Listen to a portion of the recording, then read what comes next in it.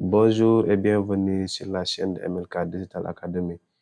Bon, donc aujourd'hui, on va essayer de voir comment dynamiser la table des matières, c'est-à-dire comment avoir accès sur les sections à travers la table des matières.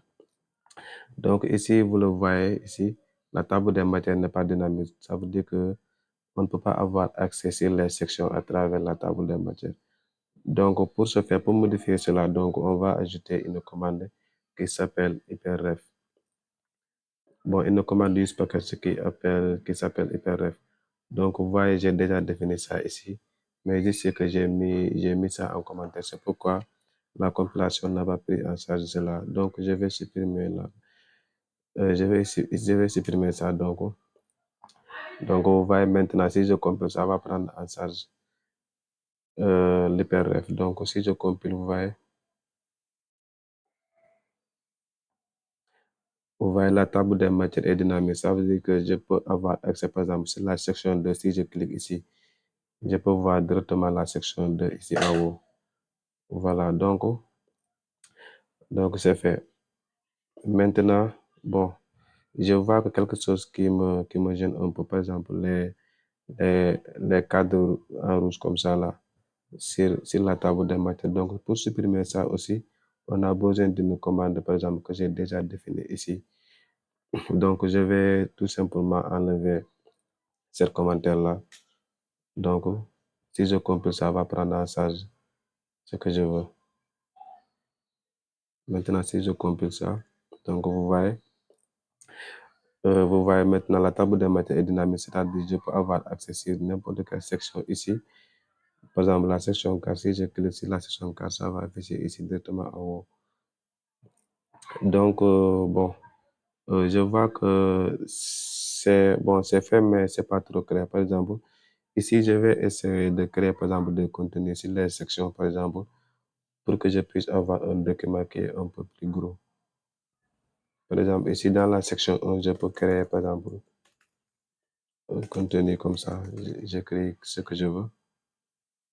Et je leur dis cela. Voilà. Voilà. Après, je copie tout cela. Voilà, je colle ça sur toutes les sections et les sous-sections.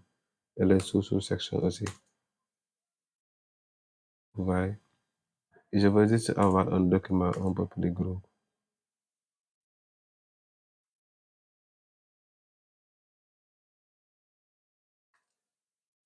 Voilà. Ça prend un peu de temps, mais c'est très intéressant quand même.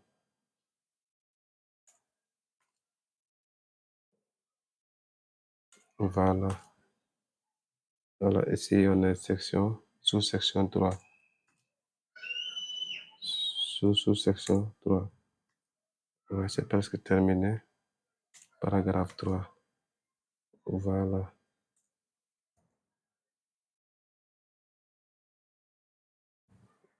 Voilà, après avoir créé cela, voilà, si je compile, donc nous allons avoir un document un peu plus large. Vous voyez, voilà. J'ai un document, par exemple, section 1, voici le contenu de la section 1, section, sous-section 1, sous-section, voici paragraphe, section 2, ainsi de suite, jusqu'à section 4.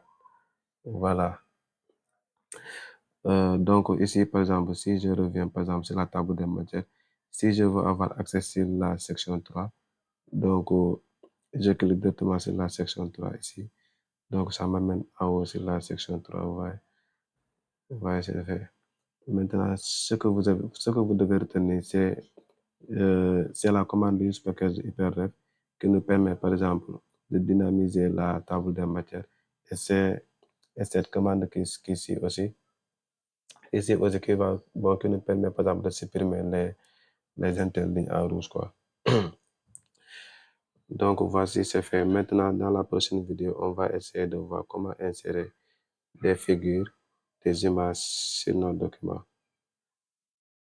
Merci, c'est tout pour aujourd'hui. Si la vidéo vous plaît, veuillez vous abonner et activer la cloche de notification pour ne pas rater aucune de nos vidéos. Et surtout, si vous avez des questions, posez-les en commentaire. Ça va nous permettre de faire plus de vidéos. Merci, à bientôt.